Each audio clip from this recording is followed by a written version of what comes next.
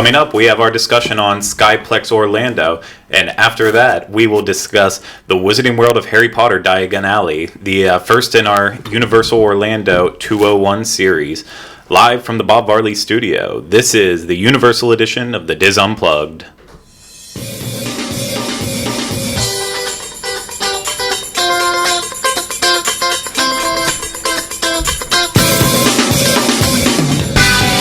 This is episode 67 of the Diz Unplugged Universal Edition.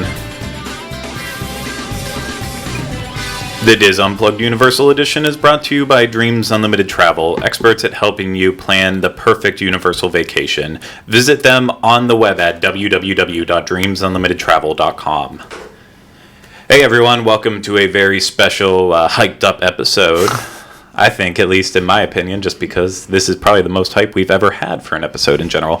I am your host, as always, ridiculous, Craig Williams. And today I am joined at the table with Jenny Lynn Knopp. Hey, everyone. Back on the controls, associate producer Rhino Clavin. Hello. And then special guest, everyone knows that he's here anyways because we talked about it on the Disney World Edition show and also on Facebook last night. All right, get to the intro. Our very own Pete Warner. Yes, I walk among you.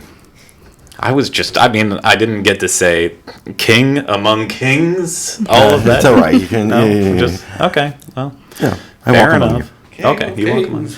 I'm very excited about today's show. Yeah, very excited about this show. I think it's I'm not usually fantastic. excited about your shows, but this one I'm very excited about. Well, I'm usually not excited about them either. So it shows. There's two of us there. I'm kidding. I love your show. Oh, we have an absolutely great show coming up for you. We're going to be discussing, as I said, the Wizarding World of Harry Potter Diagon Alley. I know we talk about Harry Potter a lot on this show.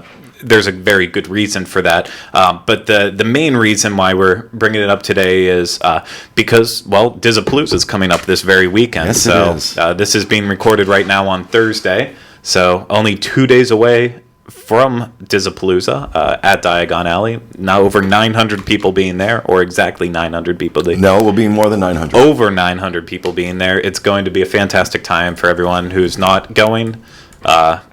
Sucks to suck. So guess that's all I can say about that.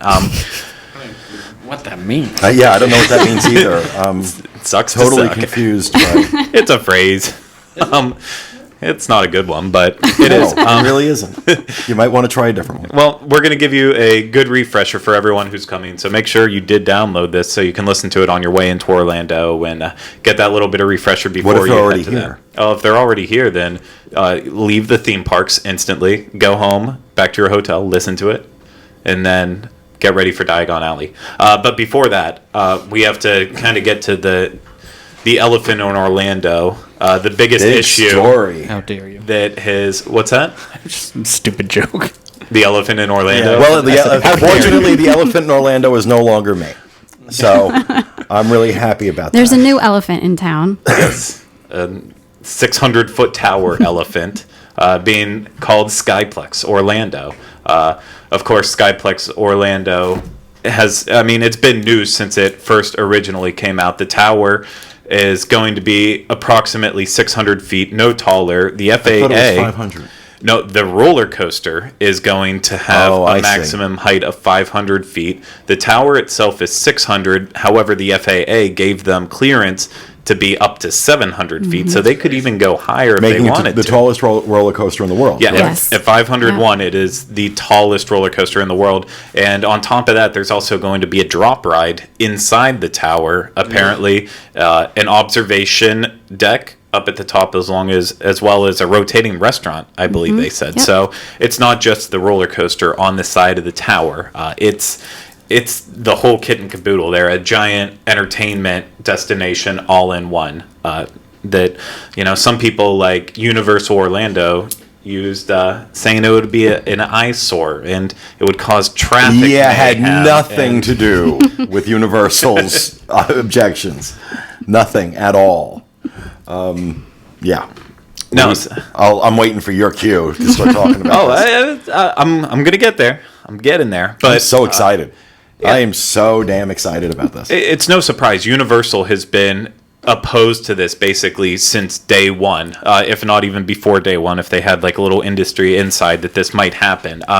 It's just... Well, I'm sorry. It's important. Okay. It's important to explain that Universal went to extraordinary lengths to kill this project.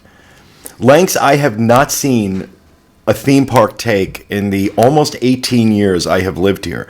Never have I received in my mailbox at home a flyer trying to kill a project that was paid for and sponsored by Universal Orlando, trying to kill Skyplex, encouraging us to call the Orange County Commission and give our come out against the building of this. And I'm looking at this flyer going, wow, and I knew what they were doing. I mean, it's not hard to figure out.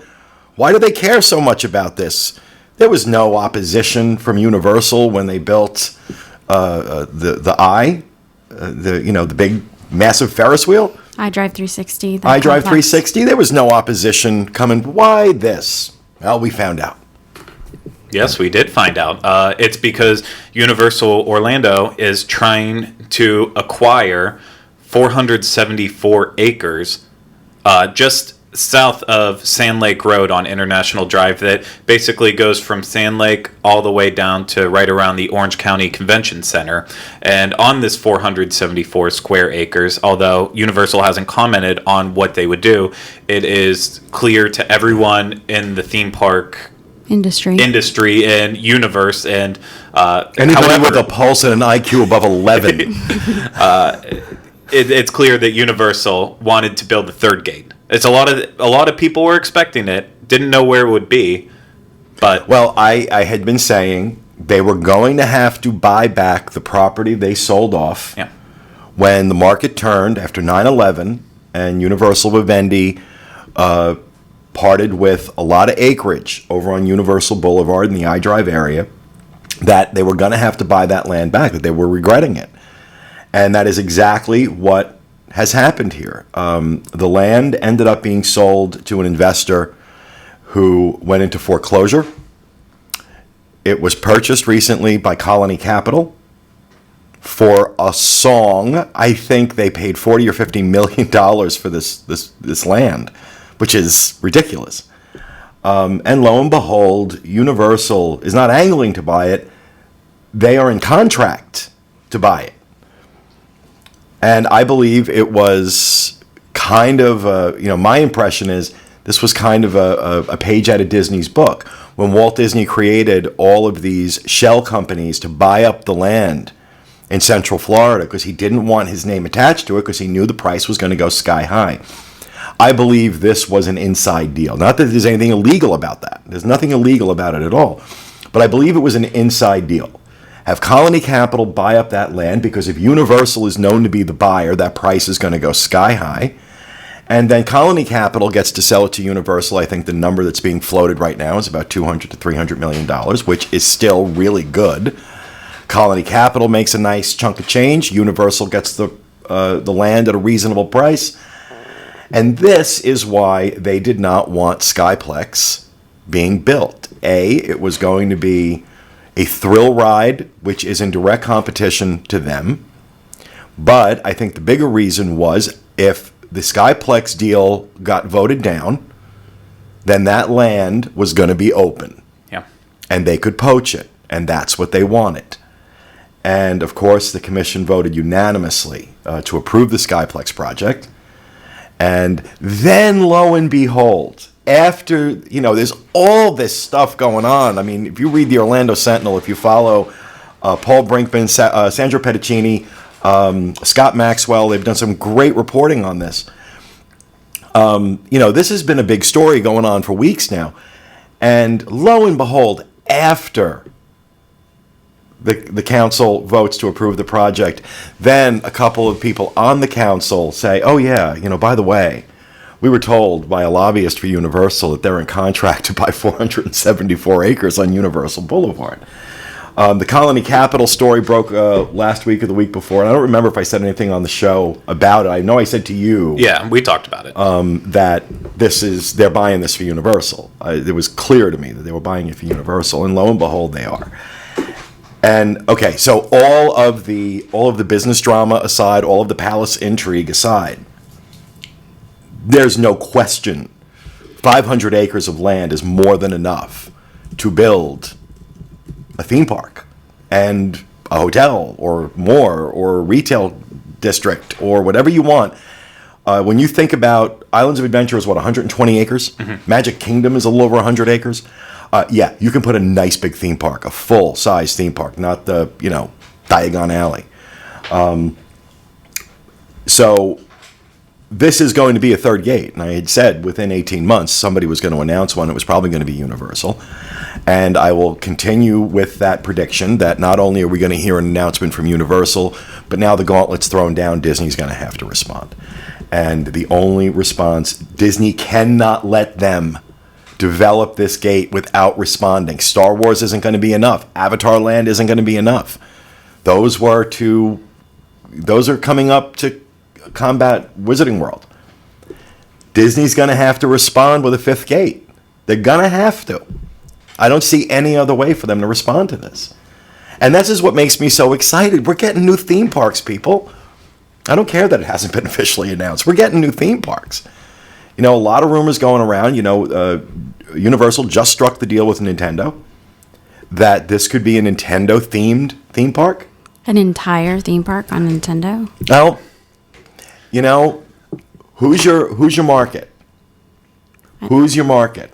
Think about the people that now are coming into their careers that grew up with Nintendo. Mm-hmm.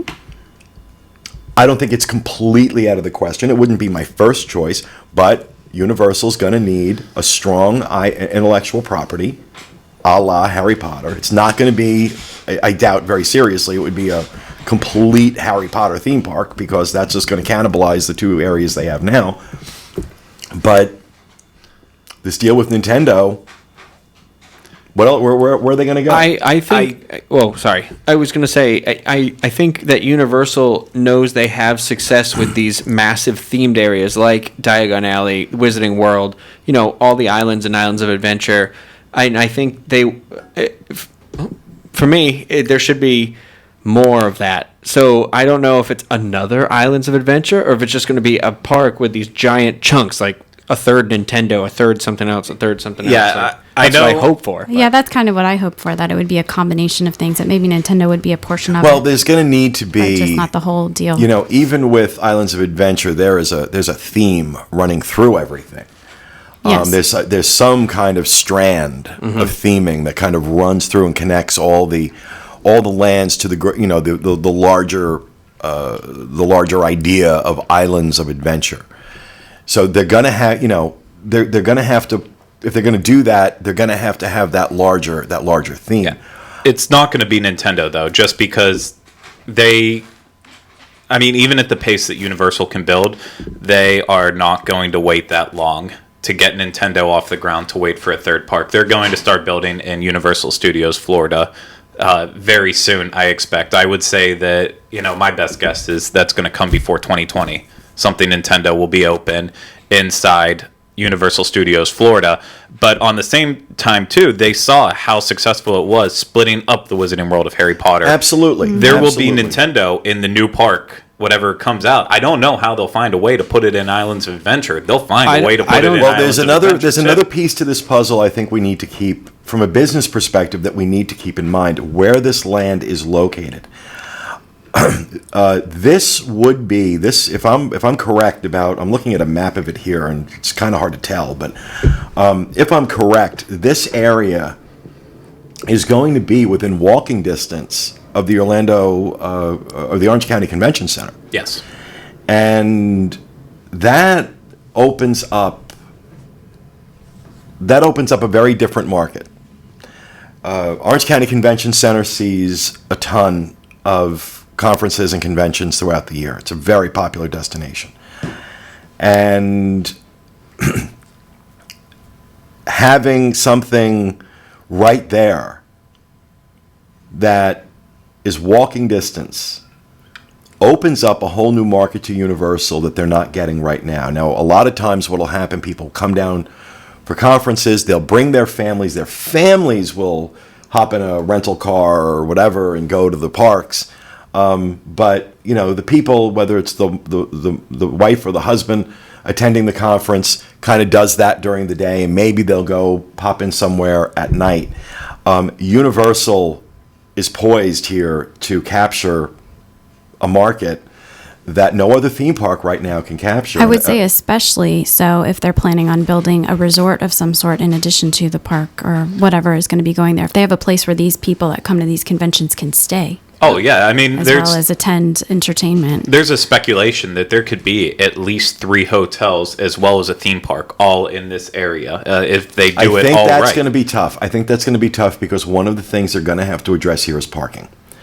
And they're going to have a fairly massive parking structure on the site in order to support it. It is separated from the infrastructure that currently supports the Universal Orlando complex as it is right now. This is not like adjacent to that. This is away from that. So they're going to have to build infrastructure to support that. They can't tap into what they already have. So I don't know that 3 hotels. Plus, they're not going to give up the opportunity for retail and dining. So I think you might be looking at 1 or 2 hotels, a theme park.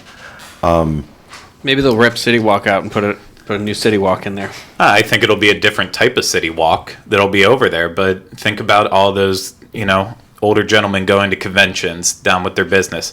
Yeah. They're going to want some type of entertainment. And there's nothing really there's right nothing there. Well, you've got Point Orlando, but Point Orlando on a good day is a ghost town. Mm-hmm. Jim Hill from Jim Hill Media, I read, he was quoted in one of the articles I read, and I agree with him wholeheartedly. He said, if you're Legoland or SeaWorld, you should be terrified right now. I don't know how SeaWorld can survive this. Do you think Universal would ever go over and try to acquire SeaWorld there? Well, I mean, weren't they one of the buyers? They would have all of that side of town. It would be a smart, dynasty. a smart move on Universal's part would be to wait until SeaWorld is just begging for mercy and they can get it at a fire sale price. Weren't they gonna, when they recently sold SeaWorld, wasn't Universal one of the people that was interested in purchasing it? There was rumors about it. I don't know that they ever made an actual overture. Yeah. There was rumors about Universal being interested in buying it, but the price was too high. When InBev bought it, they were running the price up. At that point, SeaWorld was not the damaged goods it is right now. Yeah. And so, but I'll tell you something. What'll happen if SeaWorld does go back on the block for sale? It's going to be Clash of the Titans between Universal and Disney to see who buys it. Disney's not going to allow them. But again, I've talked about it multiple times about the Comcast has some deep pockets. They have some very, very deep pockets. They can go toe-to-toe with Disney right now in terms of this stuff. That's why we're seeing this. But, I think Jim Hill is right, that if you're SeaWorld or Legoland, I would be terrified right now. I'm sure Disney is not ignoring this. There is going to be, once Universal makes an official announcement, which I believe will come, if I've got to guess, it's going to come spring or summer of next year. Probably around the time they open Sapphire Falls in Kong, or the new Kong attraction. That would be my guess, but I don't know. But there is going to be an announcement coming, and I had said within 18 months. I'm going to narrow that down to 6 to 9 months. We're going to hear an announcement on a third gate for Universal. I mean, there's no rhyme or reason to how Universal announces things. It could be a random Thursday where they just say... I think Universal has definitely... watching how they're conducting themselves over the past few years, especially since Comcast and the success of Wizarding World and Diagon Alley, they're starting to get a lot more savvy. they need to learn. They still need to learn, the politics of how they do things, because there was nothing savvy about how they tried to squash Skyplex. Disney is much, much, much different. Disney's not so nearly overt. Disney doesn't flail their arms at the legislature or the commission. Disney does things very quietly. Disney's more like The Godfather, so with a look or a tone, they can affect things. Whereas Universal is more like the local neighborhood crime boss, who's kind of ostentatious and flashy and trying to be bigger than he is. But I have seen them get a little more savvy with how they're doing certain things in terms of the business, and I think they're going to want a lot of eyes on this announcement, so they're going to wait until they have something else to announce. Yep. And do the Steve Jobs version of "and one more thing," and that would get a lot of attention for the announcements that they're making, and of course a lot of attention on the announcement of a third gate. And this is something they want to own the news cycle on. They don't want to compete. They don't want anything else competing with it. They want all the attention for themselves. So I think waiting for the summer, waiting for, like I said, some big openings, when you do have press in attendance, I think that would be a good time for them to do it. Then again, you're right. I mean, maybe they're just going to wait till a random Thursday and be like, oh, by the way. Yeah. But with a project this size, because you're going to be talking about a development project that's going to approach $1.5 billion to $2 billion by the time they're done. Between building the infrastructure, building the park, building the hotels, and whatever else they have to do. Again, they have to create this infrastructure from scratch. Yeah. So this is not going to be cheap, but they must have gotten the green light to go at least $1.5 billion on this. When you think about that, that's just a staggering amount of money. Oh, it is. Well, I think about how Universal is in a you all right? Felt lucky there. In a spot right now that they can easily attract other, and it's not just Comcast, the way they do their licensing deals and everything like that they could get other major studios invested in these new parks by saying look what a success we were with J.K. Rowling and Warner Brothers and their thing. Yeah, the problem is though, too. Here's the problem though. They'll never say it publicly, but I can tell you from conversations I've had with people, dealing with Warner Brothers is a nightmare for them. Yeah. Is an absolute nightmare. They can't go to the bathroom without having to check with Warner Brothers about, what they're doing. So, I mean, our credentials for Disapalooza had to be cleared through Warner Brothers. So Universal, it was, that's enough of a pain when you're talking about one land inside your park. Now you're going to talk about an entire theme park? Yeah. So do you think they're going to start using some of their own intellectual properties? I mean, Well, do they they're gonna have have to any that develop are some weighty more. enough to? I don't know that they have. I don't know that they. It depends on what direction they go in. Plus, there are other properties out there that won't be such a big pain in the butt to deal with, like the Wizarding World is. That comes from J.K. Rowling just being so passionate about everything that she created, that she wants final say on it and she wants things done her way. I don't know that smaller franchises would put up that same fight that J.K. Rowling does. But however, that's also why the Wizarding World of Harry Potter is the way it is, and that's why it is so magical, and it is the most immersive theme park area that I've ever been to. So that could be the world. I don't know. I've been to all of them, but there is a plus side to that. No we'll question. see what happens whenever Avatar Land opens up, and once we start seeing Star Wars. No, I mean we know we've heard about the nightmare that's been for Disney with James Cameron. It got so bad at one. I mean, at least the rumor was that it got so bad at one point the project was nearly scrapped. Yeah.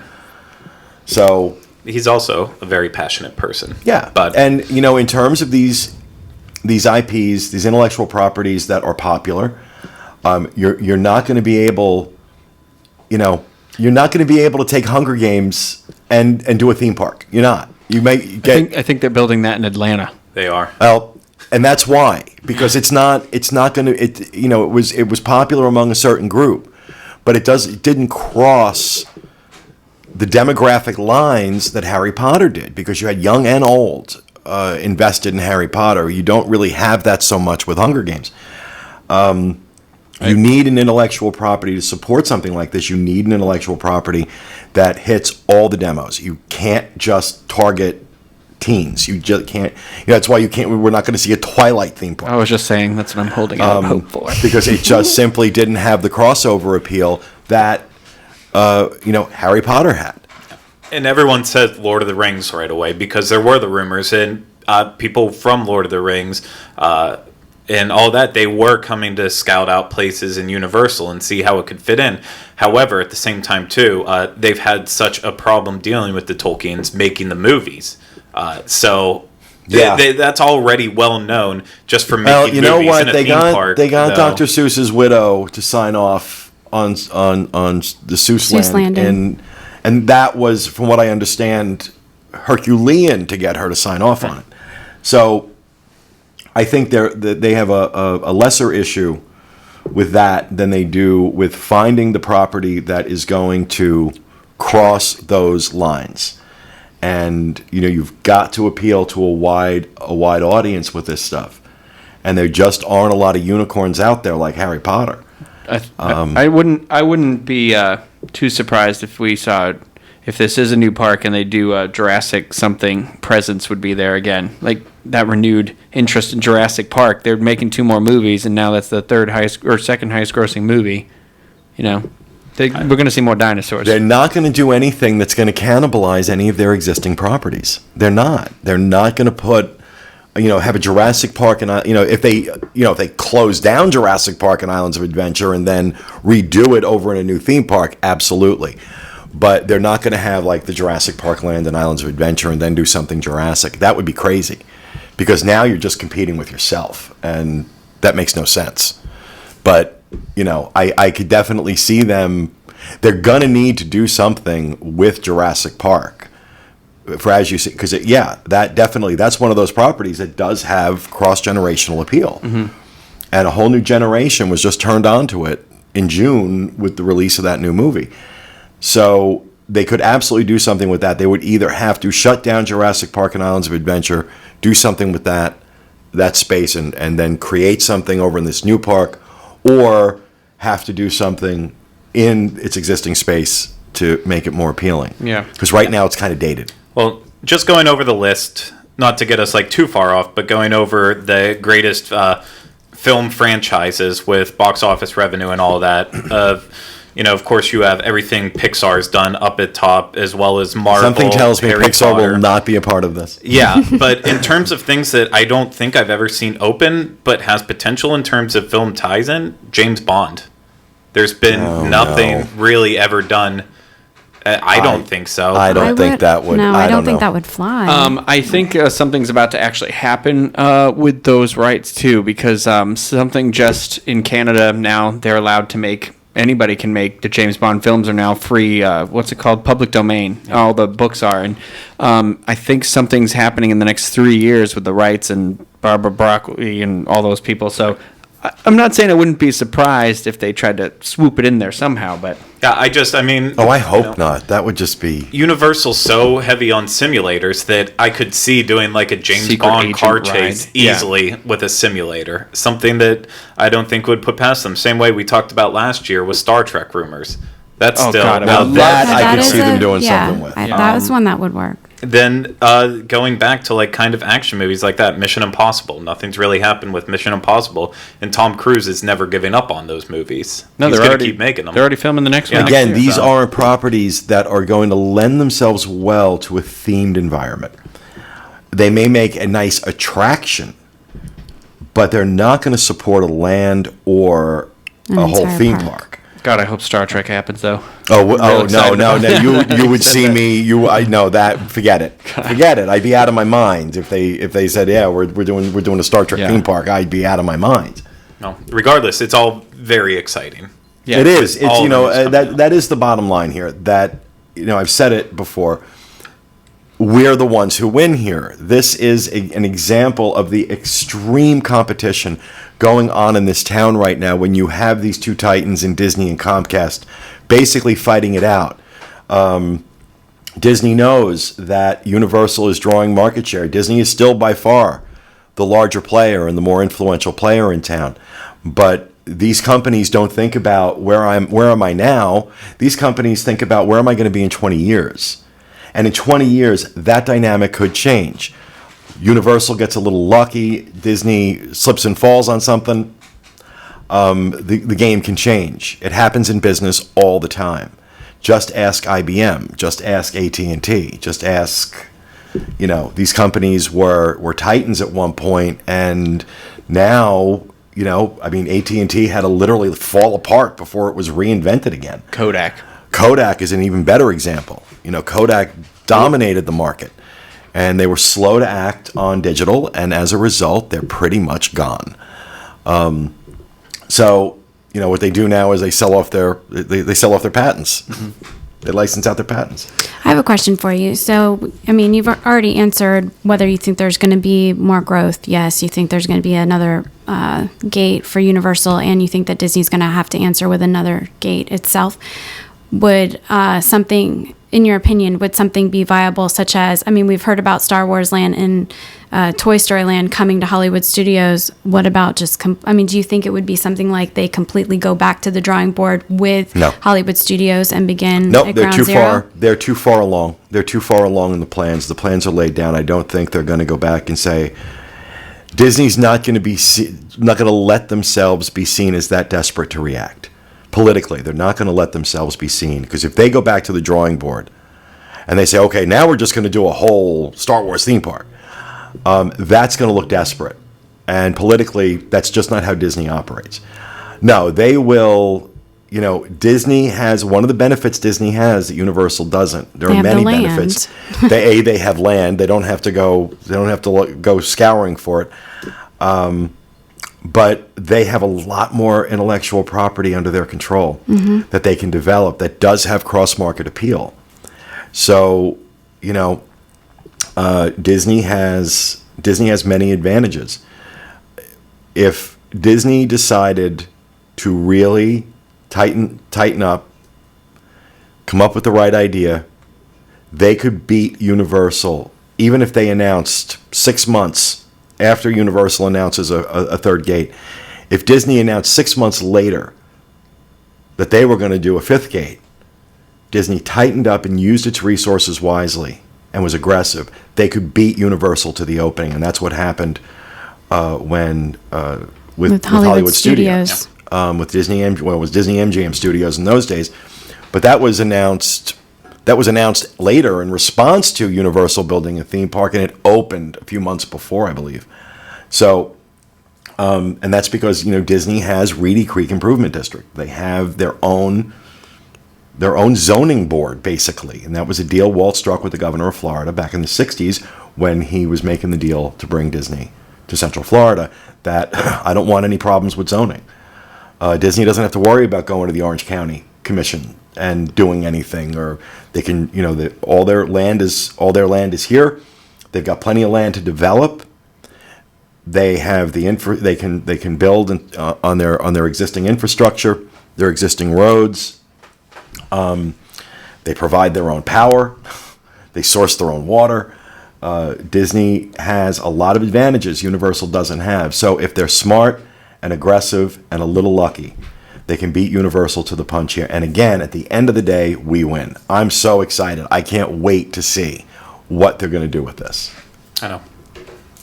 It's incredible. And we even forgot to mention the fact that, again, to bring up Sandra Petticini last night, she tweeted that where the 474 square acres are, that zone allows up to, I believe, 400 feet in height to be built. Oh. And it's also already zoned for a theme park, by the way. Yeah. So it's already zoned for a theme park. So a lot of interesting twists to this, and of course we'll keep following it as everything's coming out and make sure you guys are up to date on everything that is happening with that. But I think we're going to wrap up our conversation on Skyplex for now, and we're going to jump into our 201 discussion on the Wizarding World of Harry Potter Diagon Alley. But before we do get to that, Rhino put together a little bit of a video overview for everyone who hasn't been here before, just so you can get a little glimpse. Of course, this will be on YouTube, but for everyone who is watching, they'll be able to see it right now. So, Rhino, roll it.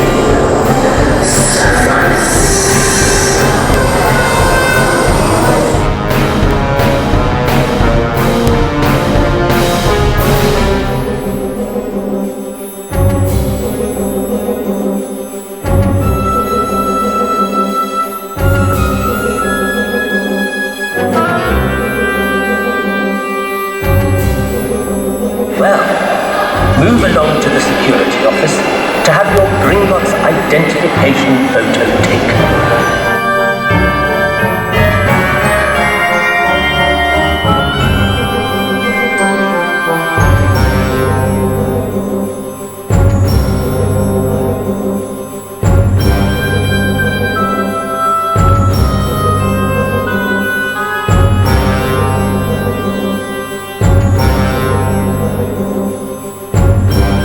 We have authorized Gringotts banknotes, especially for Muggle money exchange.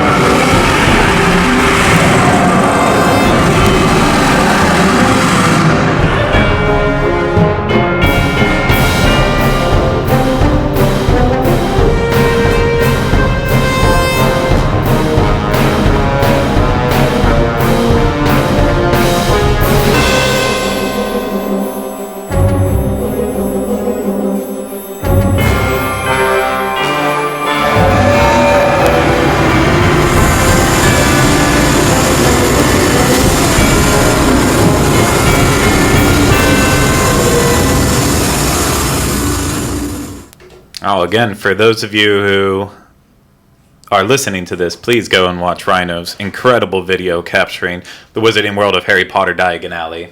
Oh, it's nice. Oh, the witches, wizards, and... I messed it up, and I just banged the counter really hard. I'm sorry. Fantastic. I used to do this. Forget it. I'm done. Okay. I'm out.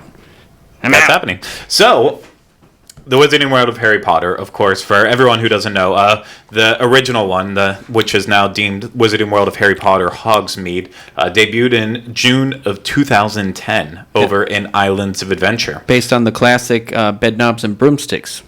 Yes. Yeah. Sure. Starring one Angie Lansbury. Why did you just decide now to be all, like, funny all of a sudden? Really? Yeah.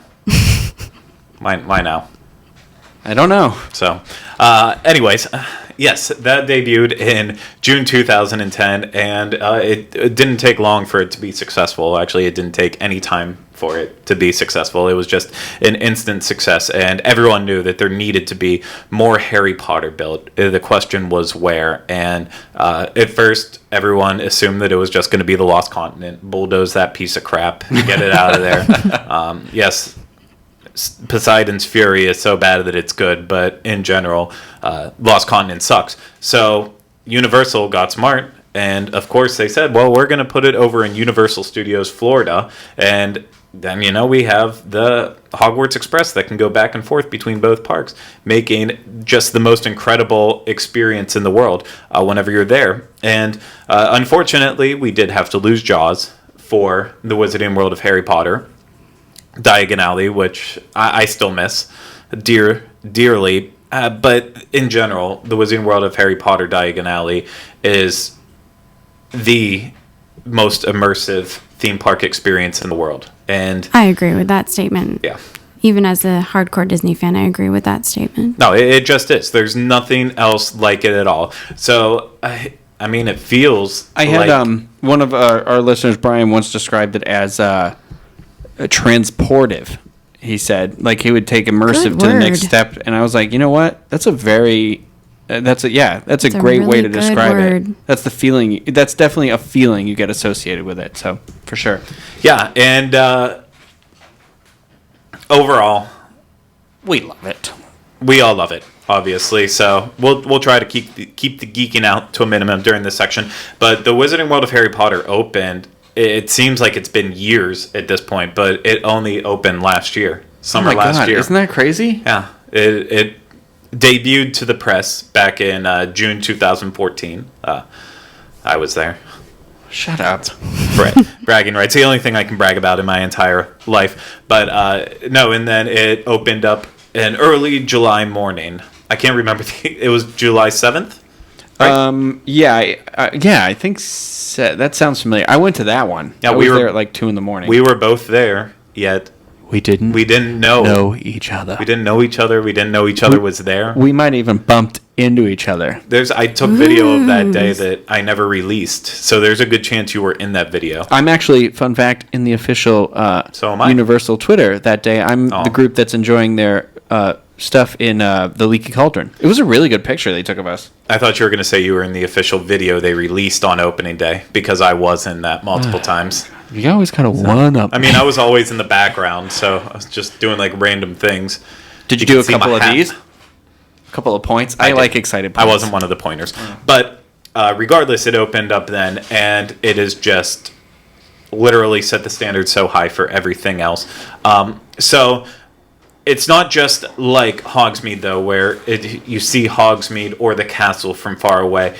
Wizarding World of Harry Potter, Diagon Alley, is so encapsulated in a small area. Rhino used the word transportive. Transport, yes. Yeah, as to transportive. transport oneself. To transport oneself. Yeah. Well, this is a section where you actually do that, because from the outside looking in, you're not actually at Diagon Alley. You are officially, you start out in London, just as you would in the actual Harry Potter films or books.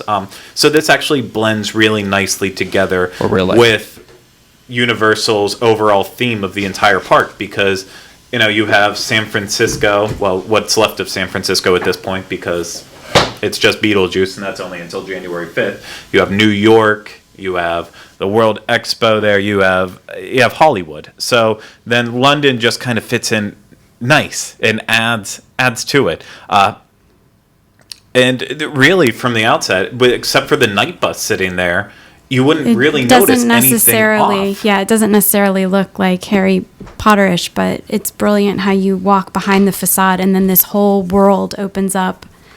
Yeah, and you don't even have to go inside. Just from the outside looking in, I already said the night bus. That includes one of the best experiences that you can find there, and that they have a night bus conductor that's out there, including one of the shrunken heads that's in the window. And I mean, you know that from I love that shrunken the head, fourth too. Harry Potter movie, whenever Harry rides the night bus. Third Harry Potter movie. Oh, I said third, didn't I? You said fourth. I? I don't know. I might have I just think gotten I really said excited. third. Either way. I love this guy, whoever does the voice, because he goes, "Oh, what's your name?" And I go, "Ryan." "Oh, hello, Ryan." Yeah, and it's actually think about like something like Crush, whatever it is over at the Living Seed. It's Turtle Talk. yeah, like Turtle Talk with Crush. It's that kind of interaction. There's someone there who's actually making it personal as you're talking back and forth with it. A lot of people just walk up and take photos in front of it with the conductor and stuff, but you can actually go up, interact with the talking head, make a fun little experience. Ask him some out of it. questions. Yeah, like chat with him. Yeah, I know Pete hates it, but Creature in the window of 12 Grimmauld Place is also one of those nice little hidden details that whenever it first opened up, people would just stand out waiting over and over for it to pop out. And it's still, so many people walk by it to this day that just completely ignore it, as well as little sections like the record shop that they have to the left of the entrance. Just all of the records have little hidden Universal secrets on it, whether it's making a reference to Amity on one of the records or including the names of some of the people who actually built it. Rhino? I was going to say, I love like the telephone booth in front of there too, because that's also a fun experience. Like, it's like, oh, here's this London telephone booth, but if you go in and dial the number for Ministry of Magic, they answer. They have like the what I don't Just remember. Magic. Just Magic, right? Yeah, if you go in and dial Magic. I'm not, the last couple times I've been there, it hasn't worked. Well, somebody broke the phone at one point, because I was there once and the thing had been ripped out. So they fixed it. So I don't know. It looked like people were going in and doing it yesterday. So Okay, good. I don't know. Hopefully it's working again. And then, of course, also on the waterfront, you have King's Cross, but we'll get back to that in a little later. So let's actually go inside the Wizarding World of Harry Potter, Diagon Alley now. Let's do it. It's going to be a good time. Hold your hands. I mean, you walk through the walls, and you hear the moving wall sound effect. And yeah, it's not as impressive as going through moving walls, and you don't technically enter in through Leaky Cauldron like you would in the films, but Well, it's physically that wouldn't be possible with the amount of masses that have to move through. What do you mean? You're suggesting that the brick wall should open for everybody as they go through? I think it should, and I think the entrance should be more realistic to as it is in the movie, but there's just no way for that to happen. Yeah. So you walk through, you hear the brick moving sound effects. Again, a detail that most people just ignore.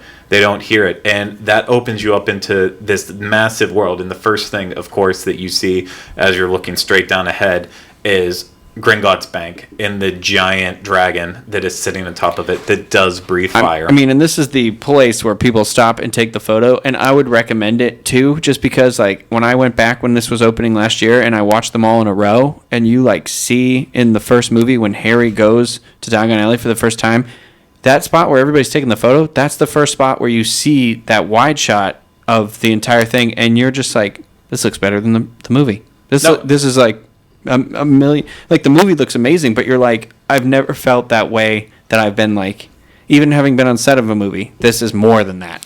Well, I can tell you, I got a chance to last September go out to Leavesden Studios, which is outside of London, which is where Harry Potter was filmed.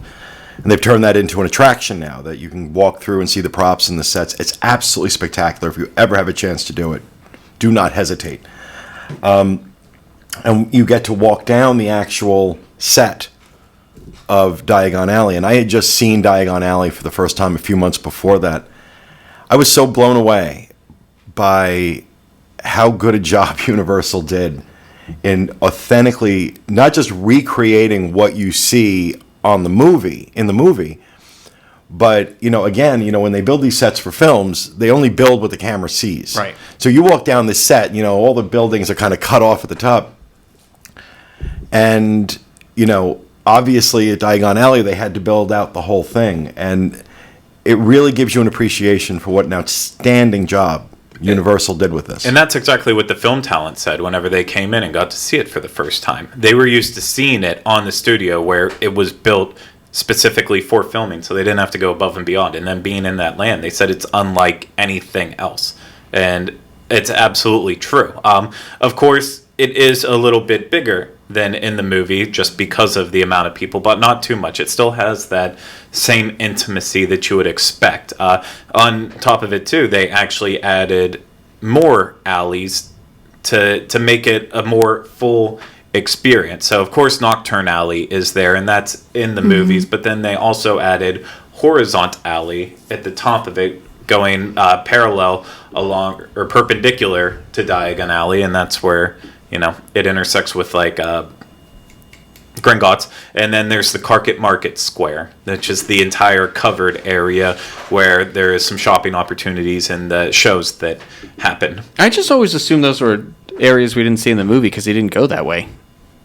I mean, and that's a testament to the building of this land, is that you're telling me that they added this stuff, and I'm thinking like, just feels like a real place to me. Like I didn't even think of that. I'm not positive if Horizon Alley is referenced in the books. I kind of felt like that's how they were saying it, but Carpet Market, it was made up specifically. Oh, really? For that's this. Cool. So I know that, but yeah, and obviously we just already mentioned the first thing you kind of see when you walk in straight dead on is Gringotts. Well, that's because it's the premier thing. It is technically the only attraction that is inside the land itself. There are 2 shows, technically 3 different shows altogether, but there's the Tales of the Beetle, the Bard puppetry, as well as the Celestina Warbeck and the Banshees. But Escape from Gringotts is the one true attraction. That is the 4D simulator roller coaster, strange combination all meshed into one that happens through Gringotts that follows the events of Harry Potter in the Deathly Hallows during the Gringotts escape sequence. And, although it isn't quite as favored as Harry Potter and the Forbidden Journey, Harry Potter and the Escape from Gringotts is good. Just spectacular ride. It's a fantastic Spectacular ride. What they took from Hogwarts whenever they decided to build the queue, I do love that queue, but they took it up a notch with this one too. Once you get in the bank and you're in that entryway, and you see just how large and expansive it is. The chandeliers alone are massive. Oh no, without a doubt. And then all of the animatronic, the goblins, just working away in there. It's breathtaking. And they're very like in that video, I got up close to that thing, and like you can see the cracks in the skin. It's amazing what they did with the silicone on top of that thing. It's unbelievable. And then going through it, your attraction experience doesn't end there, and you have the great sequences with Bill Weasley using that same kind of image technology that they used on Disaster and Domhnall Gleeson. Domhnall Gleeson, yeah. That's it. Reprises his role as Bill Weasley in that, which is cool. And from there, you go down the elevator to get into the mines of Gringotts, and that's, again, just a fantastic sequence using some great screen technology and just a little shaking of the floor. It's perfect. And then the ride itself, can't say enough good things about it. Of course, it is not accommodating to people of all body sizes, like some other attractions at Universal Orlando, but again, it's for your safety. First and foremost. Well, I've always had an issue with that. Yeah. Creating attractions that, people look, absolutely, for me, I'll speak for myself. When I was, I guess about 240, I was too heavy to ride. They wouldn't, I couldn't ride Forbidden Journey. Really? No. And remember in the beginning... That was before modified seats. Oh, okay. Yeah. In the beginning, they had the fat police. They were literally pulling people out of line, putting them into a chair in front of people, and then telling them you're too big to ride and showing them the exit. Eventually, they stopped doing that, and they started making it a little more... They started being more discreet. Still do it. It's just... They're just more discreet about it? You learn how to be more discreet. I wasn't there when it first opened, but I did, of course, work at Harry Potter and the Forbidden Journey for some time, and it's a tough conversation to have, but back when the ride first opened, if the ride stopped at all, it was an instant evac, and it takes at least 45 minutes to evac. So if you tried to get someone on the ride while it was on the moving belt and it would stop, then because you couldn't get them off in time. Right. No, that's not my problem. My problem is that you design a ride for, look, Americans, we're a fuller figure group. And, walk around a theme park. And this isn't fat shaming at all. I mean, it's just the reality that, a lot of people, I was one of them for many, many years, a lot of people are larger. And I know for me, it's that feeling of, I already felt bad enough about my weight. And you have an experience like that, and it's kind of makes you feel worse. I was actually asked to get off a ride at Universal Hollywood on The Mummy because the lap bar couldn't go down to where it needed to go down. And I'll tell you, it was one of the most humiliating experiences of my life, and I've just always felt that Universal never handled that well. Just never handled it well. So that's always been a pet peeve of mine with them. And, if you're going to design a ride, don't leave out, you can't, I don't think Disney's ever, I don't think I've ever heard that story at Disney where someone was too fat to ride. No. They have difficulty with Mine Train. Yeah, Mine Train is the first one that is like that. This is what if you're watching, this is what the ride vehicle looks like for the new one. Yeah, and that's the test seats out front. No, Forbidden Journey, I'm sorry.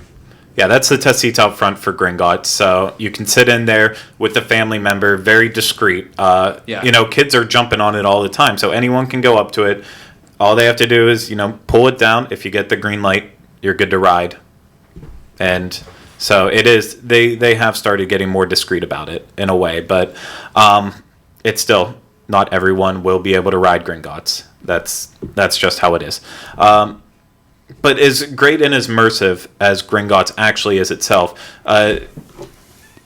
Diagon Alley is really most about the shops and the little restaurants and everything else around, because that's the majority of what the land is, whether you're talking about Ollivanders, which they took to a complete different level here. So the original Ollivanders over in Hogsmeade was just your one small shop. Now here you have 4 different rooms that you could potentially go into. So that way the line, I still haven't ever seen a line for Ollivanders over at Diagon Alley, just because they've been able to get people through so easily. I was selected to partake, to be, the wand chose me once recently. And I thought to myself, like, nope, there's 2 kids in this room. There's no way they're going to pick the adult. That was bad touch Ollivanders. But there was a wand chose me. Yeah, okay, that's how we'll call it. Because they were closing, they were like, you know what, let's give this guy, we'll do him. And then I was brought out of the room, and they did it again for the kids. So they were just making sure that everybody got included. I thought that was really cool. And it was the wand maker, the whole experience. You're right. Like, I've seen it on the other side in the Wizarding World, the Hogsmeade, excuse me. And this is a whole new level. Like, the interaction I had with the character, the wand maker, was phenomenal. Like, this lady was amazing. Yeah, and that's part of what happened too whenever they brought it over to Diagon Alley. They also added female wand keepers, because you never get to actually get your wand from Ollivander himself. So there's different Ollivanders workers that will be there for you, and they added females. I think there's one in particular, probably the same one, that it's one of the best shows I've ever seen whenever she does it. Oh, no, yeah.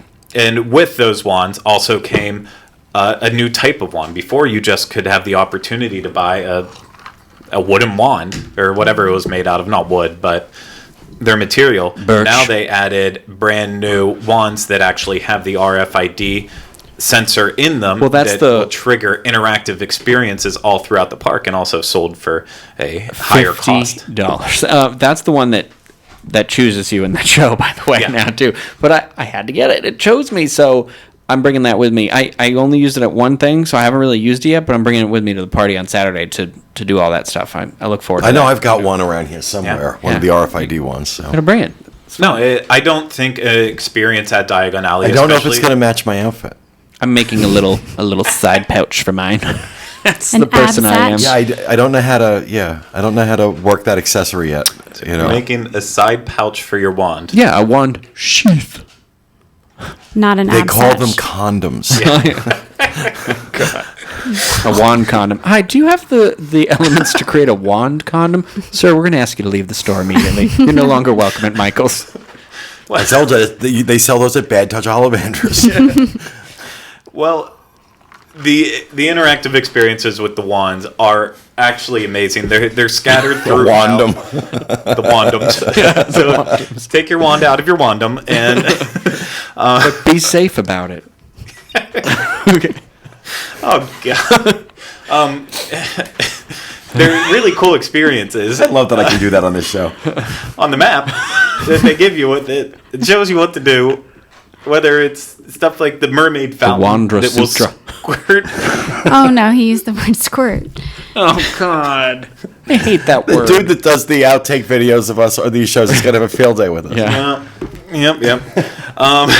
What's nice though, I know what you're saying. The map that comes with the wand, it shows you where everything is. It's got the little marks and everything. But what I really appreciate about it is it's a really nice map of Diagon Alley that you could pop in a frame when you get back from vacation. So it's like you get 2 souvenirs in once with that experience. So Exactly. And cool. do you know the other secret about it too? Please tell me the secret about your wand. There are hidden wand experiences that are not on the map. My that mind is blown right now. You can I'm not stumble even upon. kidding The you. markings will be on the ground. So you'll be able to find the markings, but there won't be anything on the map. There still are secret Do experiences. any of though. you really think you're going to have the time to do this Saturday night? Oh, I'm not. Rhino doesn't take his life serious, so I don't know what to expect from just this. you'll be able to round up people. Let me show you what I do with my wand. Let's do some spells. Oh my. Who wants to do spells with me in the corner? I'll no longer be working for this podcast in the new year. the restaurants in there. So obviously the biggest and best one that you could go to is Leaky Cauldron. Serving. What the hell? Serving authentic, semi-authentic, quasi fare. I love the food here. English food. Yeah, I love the food. But again, talking about the details, this is one of those places, even if you're not eating, you just have to go inside this restaurant and look up in the seating area because they actually did cathedral-sized ceilings in there. It's not a trick or anything. It is just a giant, massive room. And then it goes even beyond that. It has artwork on the walls that makes you feel wrapped up in the movie. They have the Leaky Cauldron itself sitting in the back with the crack in it, but then there's just these little touches, like right above where you get your food itself. They have this great effect using forced perspective that makes this building feel so much massive and bigger than it actually is. It's a testament to everything that Diagon Alley does right, and because of Dizzapalooza, we'd be stupid if we didn't mention Florian Fortescue's ice cream parlor. My God. This is one of my, once you've had this ice cream, it becomes the staple of, if you are in this park, you have to get this ice cream because it is probably the best ice cream I've ever had. And it's free. Well, that's... At Dizzapalooza. At Dizzapalooza, it's free. So is the butterbeer. Yeah, don't walk up on a normal day and say the Universal Edition podcast told me that this would be free and expect that. It's not. But why is Florian Fortescue so good and so special? Because it's not normal ice cream flavors. Yeah, you can get normal stuff, but you can get butterbeer ice cream. You can get the chocolate chili ice cream. Salted caramel blondie. Oh, God. Just so the good. Earl Grey and lavender. Yeah, that's what it was. I was going to say the lavender. No, every ice cream I've had here, which basically at this point has been all of them, it is all so special and unique, and it just doesn't feel like the Ben & Jerry's that they have everywhere else in the park. It doesn't, over at Disney, you just get Edie's ice cream. That's all it is. You pay $9 for an ice cream cone that you could get 3 cartons back at home of the same exact thing. But it's all about the experience of where you're getting it. But this is just flat out the best ice cream that you can find in a theme park, in my opinion, especially for the unique flavors like Earl Grey and lavender. I love it. Mm-hmm. It's the best. And then on top of that, they added 2 new beers here whenever they opened up the Fountain of Fair Fortune and the other dining experiences in there. So you now have in both Wizarding Worlds itself, you have 3 unique beers that you can get. And in the actual Fountain of Fair Fortune shop, where you can get also butterbeer ice cream for those who want to skip the line at Florian Fortescue's because it's always very long, there's all these little hidden details that you need to look for. Specifically, they put the opening date a lot of places all around in there, just hidden. You would never notice it unless you really have someone there to point it out. So, of course, at Dizzapalooza, if you want to see more of these, find me. I'd be happy to just give tours where all the night, beer is, yep. Showing you all the cool little things around. Might be fun. And Rhino, of course, will still be showing off his wand. I know. You're going to be swamped. All right, take me around. I would be more than happy to. However, Rhino will be showing off his wand in the deep, dark trenches of Nocturne Alley. You just get me. You know me. I do. So there's one specific very dark alleyway where he'd be more than happy to pull out his wand and show it to you. Come on over. Most likely, probably right around where the shrunken heads the places I could go. I was setting you up. You just didn't knock it out. No, I'm trying to think of our rating. That's all. There's a lot that we could push before we have to get the explicit, I think. If any Plus, we pervs put that out on there think ourselves. we're talking about anything but our wands, you are gross. Yeah. What's wrong with Done. Nailed it. But Nocturne Alley, one of the greatest areas that you could possibly go into in the entire It is so Diagon Alley.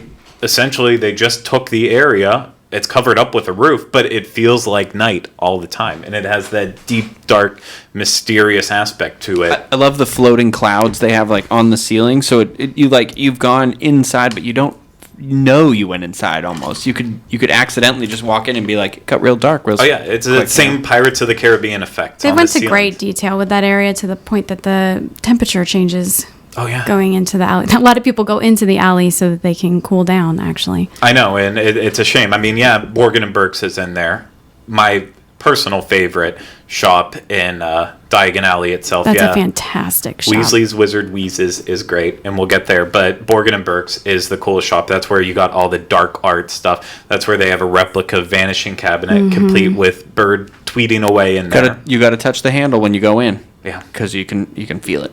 Yeah, and most importantly, in there you have to find the hand that's in one of the cases and go up and see the hand. I'm not going to tell you what happens, but it's in there. It's a really cool experience. Just overall, a great shopping experience. And there's like the Bellatrix Lestrange moving poster in this area. There's also one window in particular that you'll want to look in. It's right across from where you can do the wand skeleton effect.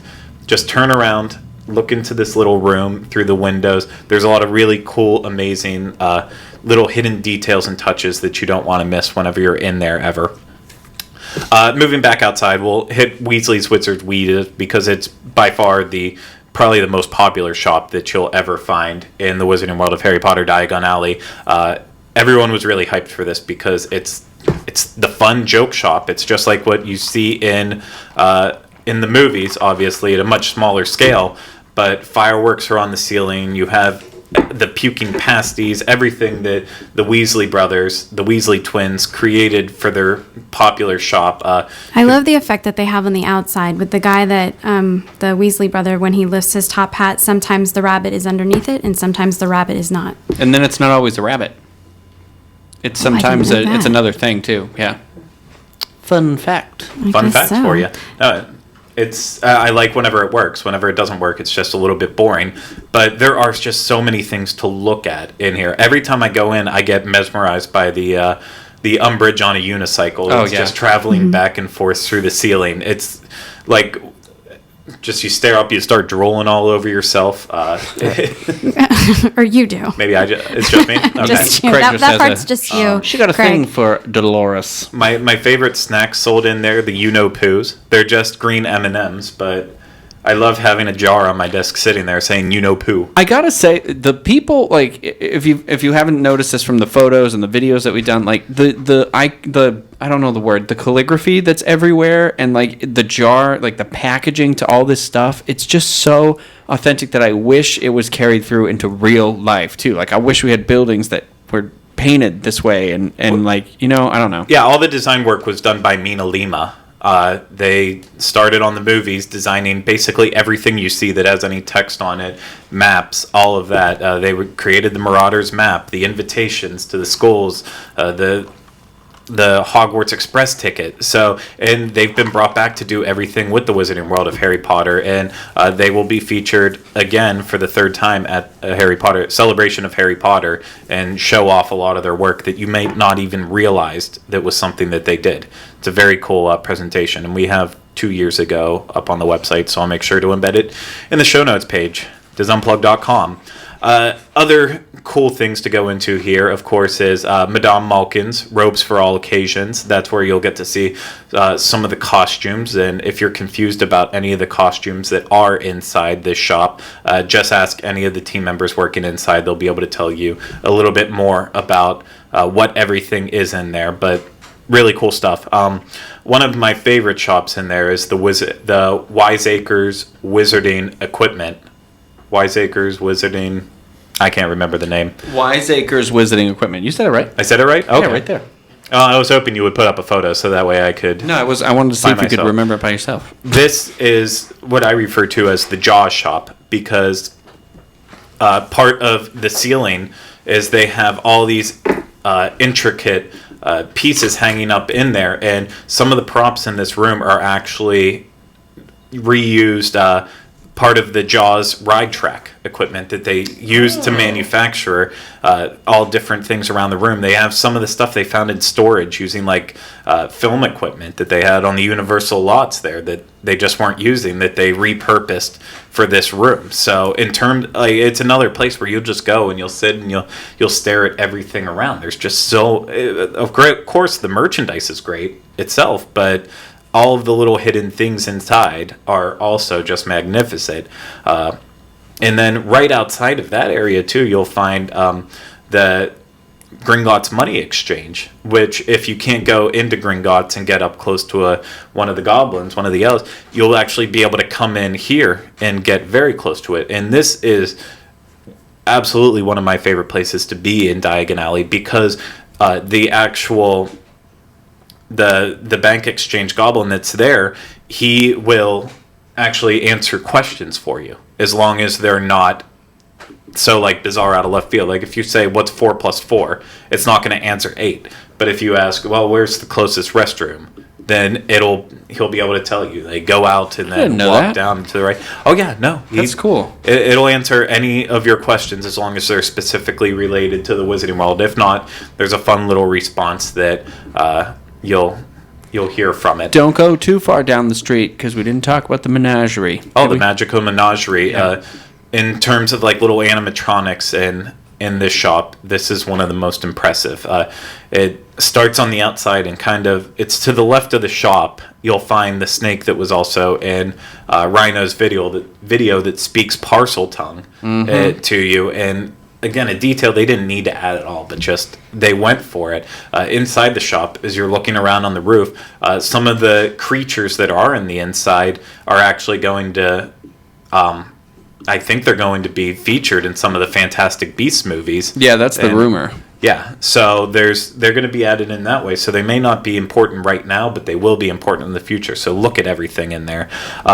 There's great little nods, like a cat that's moving around. There's this weird thing hanging on the ceiling that's just like a white box, but if you look closely enough, there's all these little mice running around in it. It's just to drive the point home, you have to go into every store and actually take the time and look around. And it's not just in the stores that he's talking about. So the parcel tongue you were talking about, I didn't notice before, but like I stood on the doorstep of the Daily Prophet, and again, the same idea with like the parcel tongue. You can only hear when you're in that one spot, but you can hear people talking about the Daily Prophet through the door. You can hear them say like, "Stop the presses. This is the headline." Oh yeah, no, so it's cool. It's again immersive. Mm-hmm. Everything around you is just throwing you into this experience. If you're coming to Disneypalooza, you'll be able to see, I believe, only Celestina Warbeck and the Banshees. I don't think we have the Tales of the Beetle, the Bard performers being there. That's a shame. But the other one's good, though, too. Oh, I figured you would love Celestina. Oh, yeah, she's great. So she'll be performing sets there, too. Tales of Beetle, the Bard, though, is just, it's a mind-blowing show. I love it. I love the puppetry. Yeah. And just, it's fantastic. It translated like beautifully from screen to like an actual puppet. Like I hope they sell these puppets eventually. I'm sure they'd be very expensive. All the puppets of the show are based off of the animated sequence in the Deathly Hallows, because that's one of the shows that they perform. They perform the Tale of the Three Brothers. Yeah, they perform the Tale of Three Brothers there, and so that's where it started with getting this idea for what the puppets would look like. And the puppeteers themselves, I don't think anyone actually before they started had like significant puppetry experience. They were all kind of trained into it, but it's a fantastic show. Overall, in the Fountain of Fair Fortune, which took a while to come out because they had to do script rewrites, it eventually made it. It's a great show. Again, we have videos of both of those that I will make sure to include in the show notes so you can see them. And last but not least, in terms of what you'll get out of our whole Disneypalooza experience, or just the Wizarding World of Harry Potter in general, would be the Hogwarts Express. So it is on the outside back in the London section, but the big important part of this is, as we said before, it takes you back and forth between Hogsmeade and then Diagon Alley in a brilliant, brilliant move by Universal. And I still have never been over to England. I've never seen the original King's Cross, but from what I'm told, it does. Yeah, like you walk in, and because one. It definitely evokes the image of King's Cross. I've been in King's Cross. Yeah, it does a decent job. Pretty good, yeah. And I mean, the inside, it's just it's this nice blend of making use of it. Has to have lines in there, but they also add these little touches in the movie. The one billboard in the magic, it was in the video. Yeah, the magic in the video. You'll find that in Harry Potter 6. Mm-hmm. And just look around at all the luggage that's inside the main building too, and you'll see, some initials that you might recognize from characters on the movie. You'll even be able to see Hedwig sitting on a suitcase that says HP on it. So all these little details to see as you go through there. And then the fact is, Hogwarts Express is such a cool experience. One of the only attractions at Universal where you can actually take a beer on and just be sitting there drinking back and forth. You forgot to mention how you passed through the wall for the 9 3/4 wall. I did. Which is a brilliant move on their part, something that I wouldn't have even imagined them putting in, but it's just fantastic. Yeah, it's an experience that you have to watch other people go through it to appreciate it. You're not going to just be like... You can't see yourself do this. But everyone else who's watching you, it's absolutely wonderful. There's a corner that you have to turn in the queue, and if you're watching through a certain glass panel of that corner, you can see the people ahead of you in line passing through the wall. Yeah. I mean, it looks like that. It looks like they're passing through the wall. It is. And again, to drive the point home, all these little details that go into Diagon Alley that make it the most immersive experience at Universal and potentially in any theme park. And so the only thing I can stress is anytime you're going in here, look around at everything and just try to get yourself wrapped up into it. Even if you're not a Harry Potter fan, there are so many things to appreciate as a theme park lover in here that you'll walk away being stunned. So, and everyone coming to Disneypalooza on Saturday night, I hope you're going to love it just as much as we all They love it. will. They will. If you don't, there's something wrong with you. We are so excited to be throwing this party on Saturday night. I know John has put an enormous amount of work into putting this together for us, and I love these events. I love being able to do these events. It's one of the things that it's definitely one of the highlights of my job, being able to do stuff like this. We have a lot of friends doing it. Going to have a lot of our friends there as well. It's just going to be a great night. It is. So that's going to wrap up our conversation about the Wizarding World of Harry Potter Diagon Alley, the first entry to our 201 series. And next January, we're going to be starting off strong and going through more of the lands and talking about them a little bit more in depth than we did in our original Universal and Islands of Adventures 101s that we did. Obviously look forward to that in the future. Other things that we need to talk about in our housekeeping before we wrap things up here. If you didn't hear about it on the Disney World edition or the trip yesterday, on December 22nd, the Diz and Diz Unplugged is going to be holding a special screening of Star Wars The Force Awakens here in Orlando. So there will be a little bit less, or how many tickets again? I don't remember. We have 100 tickets available. The theater will hold 100 people. This is a fundraiser sponsored by Dreams Unlimited Travel to raise money for Give Kids the World. 100% of all money collected from this will be going directly to Give Kids the World. I have personally committed to match up to $2,500 of what's raised. And shortly after I announced that on the show, one of our good friends from Dallas, Scott Ponticus, Scotty P, agreed to match my match. So we can raise some really good money for Give Kids the World on December 22nd. It's going to be $35 per person to see the movie with us. And we have 10 spots that we're keeping aside at $150 each, not only to see the movie, but also join the team for lunch afterwards. This is going to be at Point Orlando on International Drive at the Regal Cinema, and that is 10 a.m. on December 22nd. Tickets will go on sale Monday morning, and really hoping you can join us, raise money for a great cause right before Christmas. So if you're going to be in town, please come and join us. Yep, and most of the team will be there with some few exceptions like Rhino. Mm-hmm. So you already know that, though. And in general, of course, members of the team, if you only watch this show, which I doubt it, but if you do, you might want to check out any of the other shows, and you can find all that as well as the show notes for this show at DizUnplugged.com. That's where you have any links to the stuff that we talked about today that we feel like you need to see a little bit more, and then you'll also be able to find the shows of the Disney World edition, the Disneyland edition, the trip, and Connecting with Walt, which will be returning in January with more episodes as well too. Of course, remember to follow us on social media, whether it's Facebook, Twitter, Instagram, thank you. Make sure you're subscribed to us on iTunes as well as YouTube, and of course, importantly, leave feedback on all those. We can only get better and stop sucking if you will leave us feedback and tell us what to start doing right. You're implying that we suck. He implies that every week, I like Rhino. to set This the is bar not a low surprise. and then let them tell us that we're doing okay. That's how I boost my ego. And of course, before we go, thank you so much to everyone out there who took the time to watch or listen to this. We really appreciate it. And we'll be back with you next week for another episode. We'll be talking about the holidays at Universal and our experience with that. But until then, we are going to say goodbye. And remember, magic is universal. Oh.